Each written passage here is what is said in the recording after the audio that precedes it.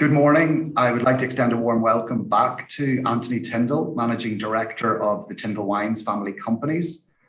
Anthony, we had a very engaging discussion this time last year as part of Crowe's Leadership Insights series, which principally was focused on the impact of COVID on your core wine distribution business.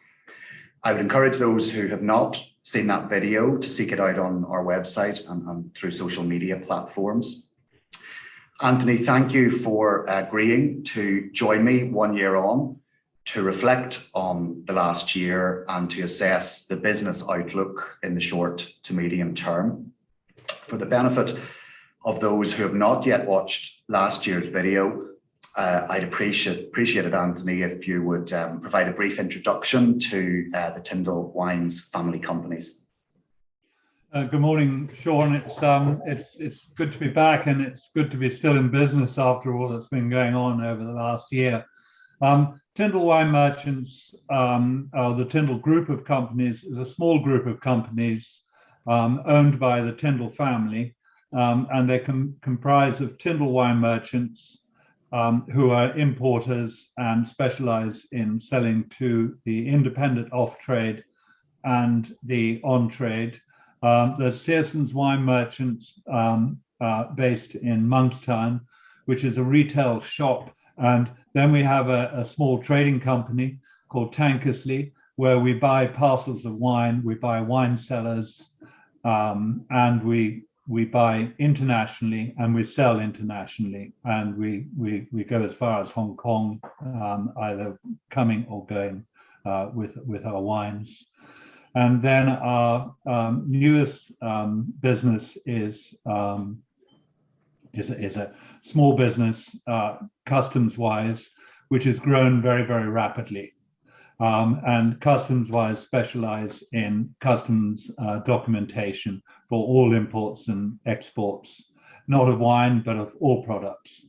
And that is a business that is vibrant at the moment. Well, thank you for that introduction. I'd like to start by asking how the core trades have fared across the last 12 months. I know that restrictions demanded a 5-month closure therein for parts of the business. So maybe you could give us a flavour of how the last 12 months have been. Well, it's been very tough because last year we had a very, very, very difficult year, as did everybody in our trade, because we're specialists in the on-trade. That is our main business. Our bread and butter business is Tindal Wine Merchants, and it's much, much bigger than any other part of our business. So we were shut from the 26th of December, effectively till June, and even then businesses didn't start reopening in Dublin till September, and some have not reopened at all. So it's been a very, very tough year, because immediately I had to go back to our staff and I had to request a substantial reduction in their salaries from January. Them having gone through this a lot of pain in 2020, I was asking them to go through more pain in 2021. We were lucky in that this year, despite closures, our sales are up 13% on last year, but they're still down. They have still been down in excess of 30% of 2019. Although that is, we've now caught up, and we're about 25% below 2019, which is good, which means that we're not relying on government assistance, which we're very pleased of. Because there have been no big parties, no big gatherings, the sales of our house wines have reduced, and we've been selling more premium wines, with the result that our margins are slightly improved. But we've had to be very, very careful on our margins in any case, because with a reduced turnover, we have to really watch what we're doing. So it's been a very tough 12 months. Well, we've touched there on the team and on the changes they've had to make in terms of how they have been working over the last 18 months and how that might permanently change to some extent. You've always rightly placed huge value on the importance of the team and team continuity. How have you continued to help and support staff across the last year in terms of maintaining morale, the company ethos, productivities, efficiencies, and just making sure that the well-being of staff is properly looked after? I think everybody, all of us, have had a very, very difficult and stressful time because we feel that we're not in charge of our own destiny, and this COVID sort of experience for all of us, I think, has been very humbling. And I find it incredible that we've managed to keep our team together. And it's not because of me, it's because of them, because they're so determined to get through this together. And the loyalty of our team is just incredible. And somebody thought they should remind me that they've been with me for 10 years or whatever. And I said, you don't have to remind me, I know it. And I'm eternally grateful for our team and for their ability and for their hard work and for their integrity. We're incredibly lucky. We've all made huge sacrifices to keep our team together. They've taken 40% salary reductions. But I can tell you that every single member of the team at some time or another this year have come to me and have said, are we ever going to get through this? Should I be looking at doing something else? Well, not everybody said, should I be looking at something else? But everybody has asked the question, are we going to get through this?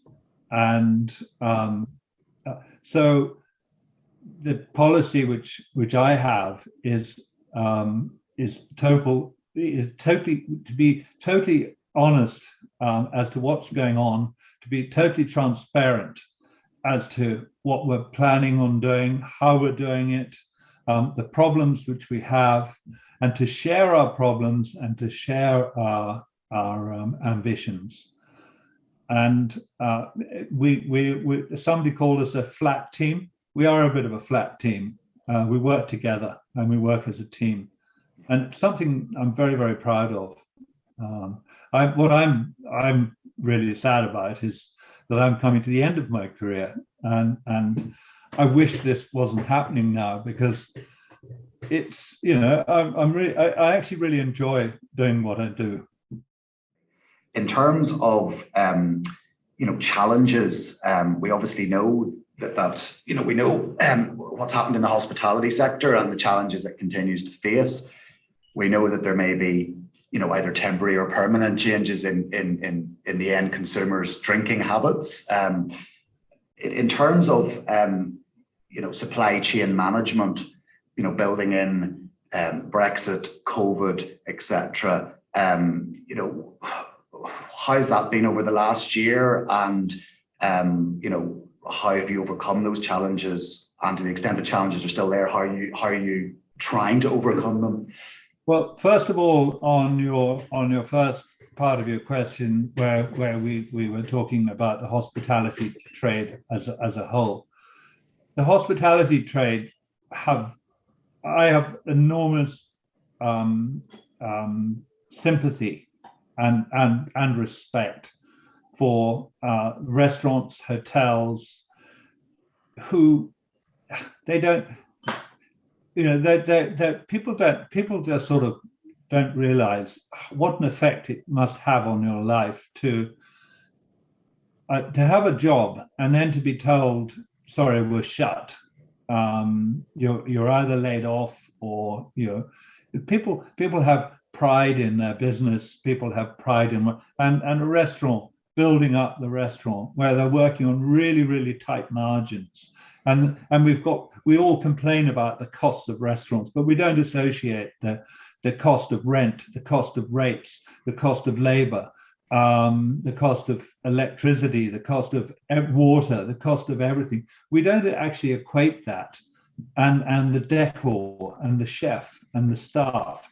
We don't actually equate that. But an awful lot of people have pulled out of the hospitality trade, and it's a great shame, because there are some really, really good people that have been lost to the hospitality trade. On the other side, on the logistics and the supply chain, we've had enormous problems getting our stocks in particular from Chile. We've had up to 6 to 8 months, 8 months on one particular case, delay on getting our shipments in from Chile. And we actually ran out of our main Chilean house wines for 6 weeks. But what I've found is that other fellow members of the trade have been most helpful. I bought an awful lot of wine from our competitors this year, and likewise our competitors have bought an awful lot of wine from us. And because we've all felt we're in this together, and you tend to sort of work together, and which is a great plus. And I think if this sort of spirit evolves ongoing, and people are more honest with each other, I think we can all help each other. And honesty with our customers and our suppliers is vital. But we still have supply issues. We ordered a container of New Zealand wine in February, and it still hasn't arrived. And the costs of freight have doubled, in some cases trebled. What do you see next year and in the next sort of 3 to 5 years in terms of the businesses themselves and the sectors in which they operate? Because while there have been a lot of challenges, there's clearly a lot of opportunity as well, and some of the decisions you have made over the last year are testament to the board's prudence in seeking out positive opportunities despite the backdrop. Well, first of all, just to go on this year, we've had our head down since March 2020, and we don't raise it even now, because there's always something else going on. But we have stuck with our rigidly with our sort of financial control, which is absolutely vital. Diversification, because of customs-wise, we've been able to deploy some of our staffing and our assistance to customs-wise. We've been able to spread our costs a little bit. We've been able to put in one of our lads into Searsons, and that is how the team have stayed together, on top of government assistance, which we're not ashamed of admitting to, bringing in government assistance, because that has enabled us to keep our team together. And I think the government have handled this extremely well throughout. And find another government anywhere else in the globe that's done it any better or anything else. Yes, we make mistakes, but how are we going to predict what was going to happen and when? So with the government support to us has been absolutely critical, and it's not just our own prudency and our own financial nous that has got us through. It's assistance from the government.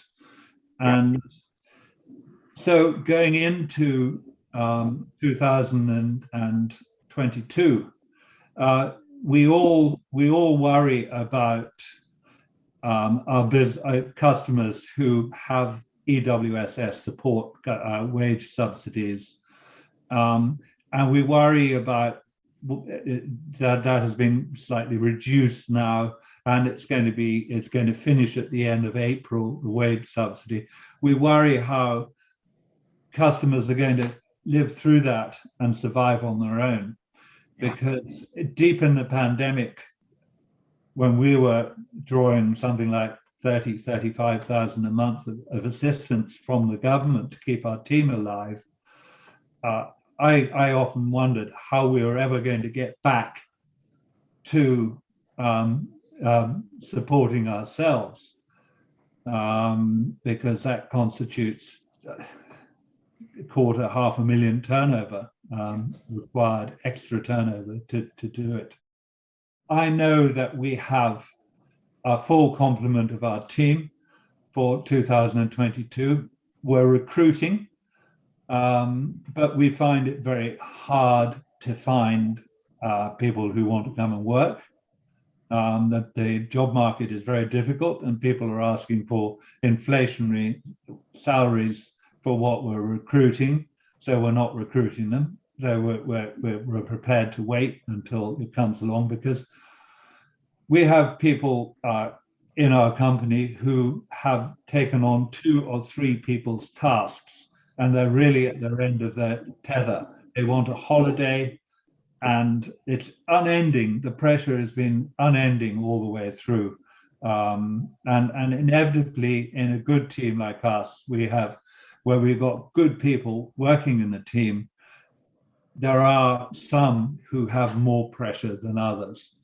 And I'm not going to name people this time, but there's a hardcore that we have that have really kept us alive, and I'm eternally grateful to them.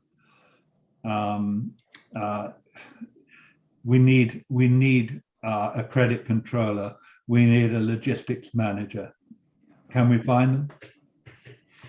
Very difficult. Yeah, the recruitment market is very challenging, and has been, and probably will continue to be.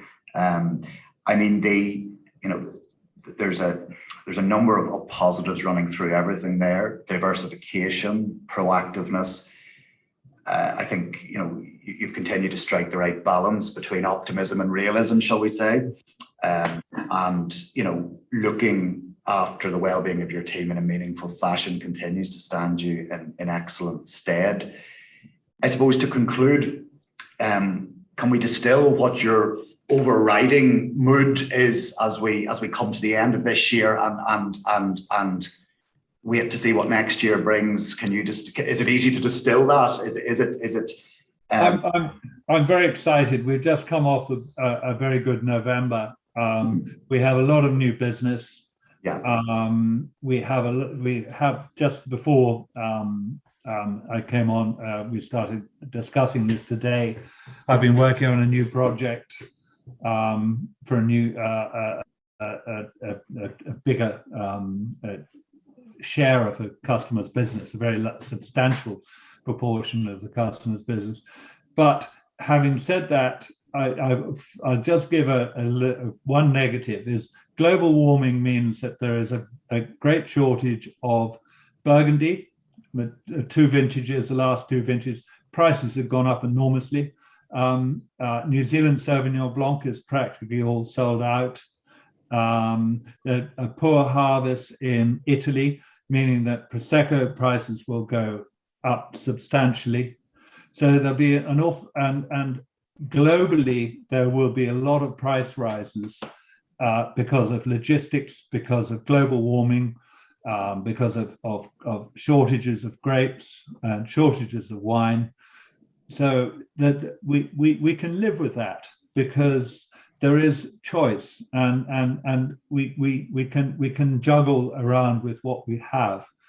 But with the team which I have, with the progress that citizens have made, with the fantastic job that Frank has done in customs wise, and the really excellent holding job Maura, our financial controller, has done for Tindal, we're in a very strong position for next year. We cut our costs down by 25% this year on last year, but a lot of those costs were spread to other parts of the business.